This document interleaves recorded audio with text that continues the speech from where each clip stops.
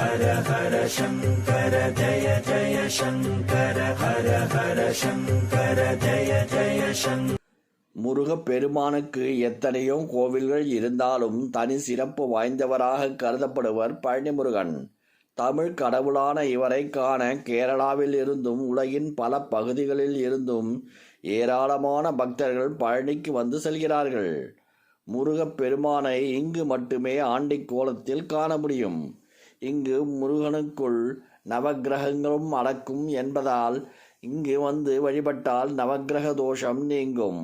சித்தர்கள் பலரும் வாழும் மலையாகவும் குழந்தை வடிவில் முருகன் காட்சி தரும் இடமாகவும் விளங்கும் பழனிமலை பல்வேறு அதிசயங்களை கொண்டதாக அருணகிரிநாதர் உள்ளிட்ட பலரும் புகழ்ந்து பாடியுள்ளனர். வாழ்க்கையை மாற்றித்தரும் பழனிமலை ஆண்டவர் கொங்கு நாட்டு வியாபாரிகள் பலருக்கும் முதலாளியாகவும் பங்குதாரராகவும் இருந்து வருகிறார் என்று சொல்லப்படுகின்றது. முருகப்பெருமானின் அறுபடை வீடுகளில் 3ஆம் படை வீடாக திகழ்வது பழனி தண்டாயுதபாணி கோவில். இந்த கோவில் தினமும் ஆயிரக்கணக்கான பக்தர்கள் வந்து வழிபட்டு செல்கிறார்கள். பழனி முருகன் கோவில் பற்றி பலருக்கும் தெரியாத சில விஷயங்களை இங்கு தெரிந்து கொள்ளலாம். இங்குள்ள முருகப்பெருமானை ஆண்டி ராஜ அலங்காரம் என எந்த கோலத்தில் தரிசனம் செய்தாலும் நல்லதுதான். இருந்தாலும் ஒவ்வொரு அலங்காரமும் ஒரு குறிப்பிட்ட பிரச்சனையை தீர்க்கக்கூடியதாக சொல்லப்படுகின்றது.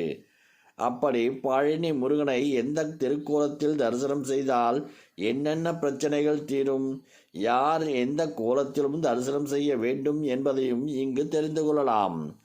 முருகப்பெருமானின் மூல விக்கிரகத்திற்கு தினமும் 4 விதமான பொருட்கள் மட்டும்தான் அபிஷேகத்திற்கு பயன்படுத்தப்படுகின்றது.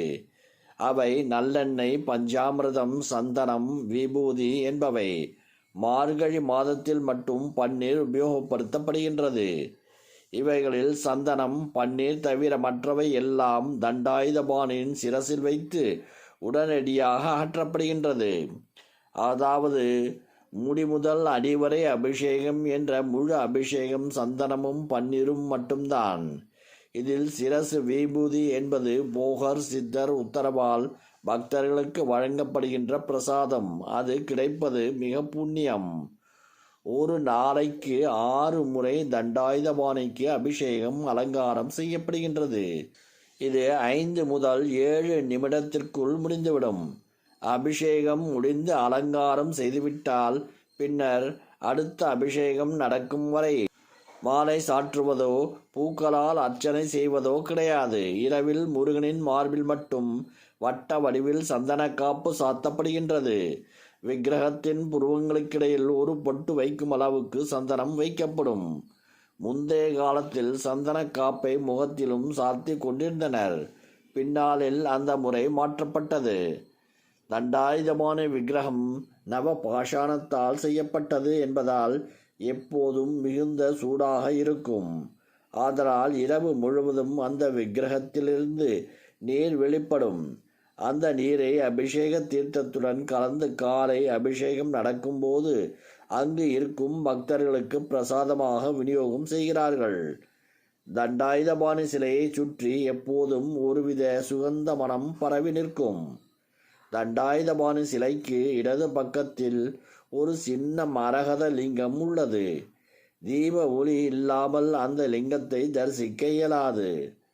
பழனியில் 2 மரகத லிங்கம் உள்ளன. ஒன்று முருகர் சன்னதியில், இன்னொன்று போகர் சமாதியின் மேல் உள்ளது. இந்த 2ஐயுமே போகர் பூஜை செய்ததாக தகவல் உண்டு. தண்டாயுதபாணி சிலையை ராஜ அலங்காரத்தில் தரிசிக்க வேண்டுமா, ஆண்டி கோணத்தில் தரிசிக்க வேண்டுமா, எது சிறந்தது என்று சந்தேகம் பல காலமாக பக்தர்களுக்கு இருந்து வருகிறது. பலரும் ஆண்டி கோலத்தில் முருகனை தரிசிக்க கூடாது என சொல்வதுண்டு. இது முற்றிலும் தவறானதாகும்.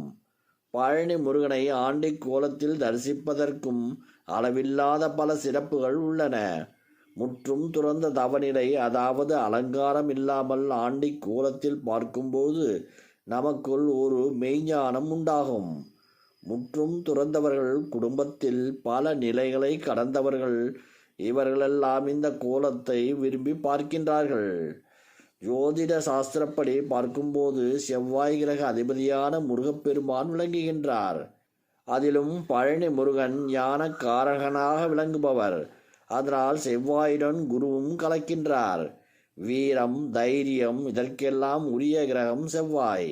வீரமும் தைரியமும் இருந்தால்தான் எல்லோரையும் எல்லாவற்றையும் தள்ளிவிட்டு அவர் இங்கு வந்து நிற்க முடிந்தது. ஆனால் நின்ற உடனேயே அங்கு குரு வந்து விடுகின்றார். செவ்வாயாக வீராவேசத்துடன் கிளம்பி குருவாக நிற்கின்றார். அதனால் செவ்வாய் மற்றும் குருவின் அருள் பெற வேண்டும் என்பவர்கள் பழனி முருகனை வணங்கலாம்.